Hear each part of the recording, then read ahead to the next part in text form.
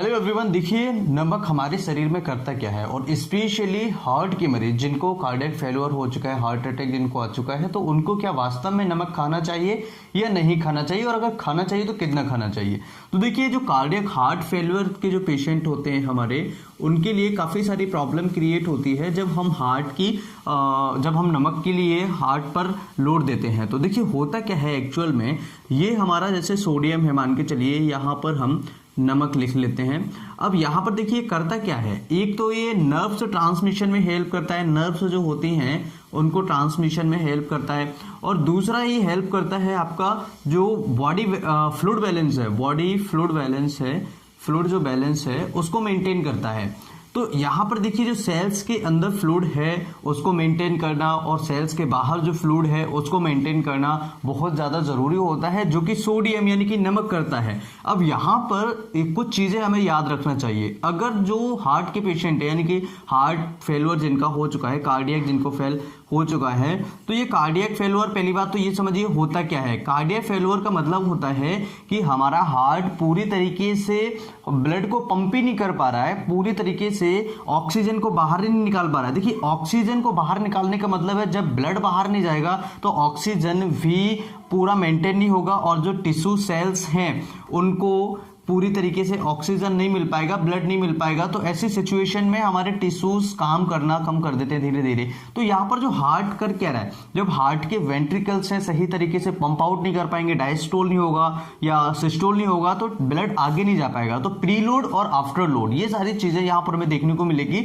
तो heart failure यानी cardiac failure का सीधा मतलब ये होता है कि हमारे हार्ट की जो मसल्स है वो सही तरीके से काम ही नहीं कर पा रही। तो ऐसी सिचुएशन में यहाँ पर काफी सारी प्रॉब्लम होंगी। तो ऐसे प्रॉब्लम्स क्रिएट होने पर नमक हमें कितना खाना चाहिए, तो देखिए यहाँ पर नमक की अगर वैल्यू बात करें तो यहाँ पर सिंपली आपको समझना चाहिए जो नमक है वो 500 mg हमें इससे इंक्लूड ज़्यादा नहीं करना चाहिए, और 1500 mg डेली रिक्वायरमेंट होती है। अगर किसी मरीज को, एक हेल्दी ह्यूमन बीइंग की बात करें कि कितनी नमक की रिक्वायरमेंट होती है पर डे डेली के हिसाब से, तो 1500 mg यानी मिलीग्राम। अब अगर हार्ट के पेशेंट हैं तो हार्ट के पेशेंट में ये रिडक्शन करके 500 मिलीग्राम 500 mg तक हम इसे रख देते हैं, क्योंकि हार्ट में अगर हार्ट की प्रॉब्लम्स होने पर भी हम नमक ज़्यादा खाएंगे तो यहाँ पर क्या प्रॉब्लम होगी वो समझिएगा। देखिए काम क्या होता है इसका, जो नर्व ट्रांसमिशन है उसमें हेल्प करना। ट्रांसमिशन का मतलब होता है एक जगह से दूसरी जगह किसी चीज को पहुंचाना।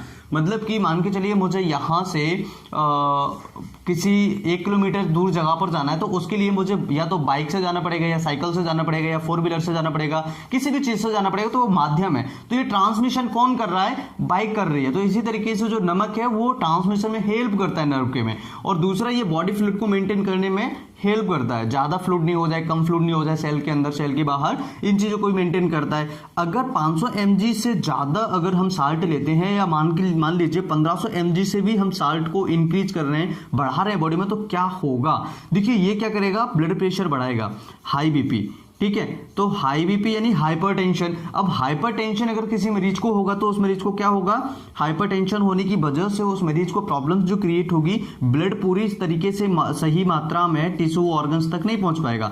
क्यों, मतलब पहुंचेगा लेकिन उसमें से जो ट्रांसमिशन होना चाहिए, ट्रांसफॉर्मेशन होना चाहिए, जो चीजें निकल के बाहर आनी चाहिए, मतलब कि ब्लड से, कैपिलरीज से, वो नहीं आ पाएंगे। तो हाई ब्लड प्रेशर की वजह से ऑक्सीजन की मात्रा बॉडी में कम होने लगती है। कई बार आपने देखा होगा बहुत सारी प्रॉब्लम्स क्रिएट होने लगती हैं हाई ब्लड प्रेशर की वजह से। दूसरा, उस मरीज को सांस लेने में तकलीफ भी होती है, पसीना पसीना आने लगता है, और आपको हाई ब्लड प्रेशर होने की वजह से हार्ट की रिस्क बहुत ज्यादा बढ़ जाती है, यानी कि हार्ट की जो प्रॉब्लम्स आपको क्रिएट हो रही थी वो फिर से रिपीट होंगी।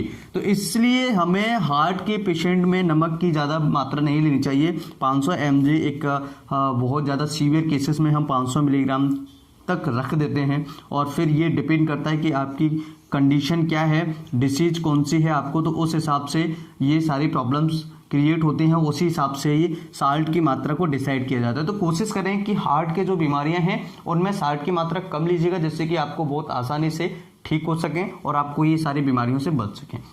आज के वीडियो में हमने जाना साल्ट की क्या महत्वता है, साल्ट यानी नमक जो हम खाते हैं, सोडियम जो हम खाते हैं, उसकी हमारे बॉडी में कितनी ज्यादा जरूरत होती है। वीडियो अच्छा लगे तो लाइक शेयर करें। Thanks for watching, bye bye, take care, have a nice day, जय हिंद।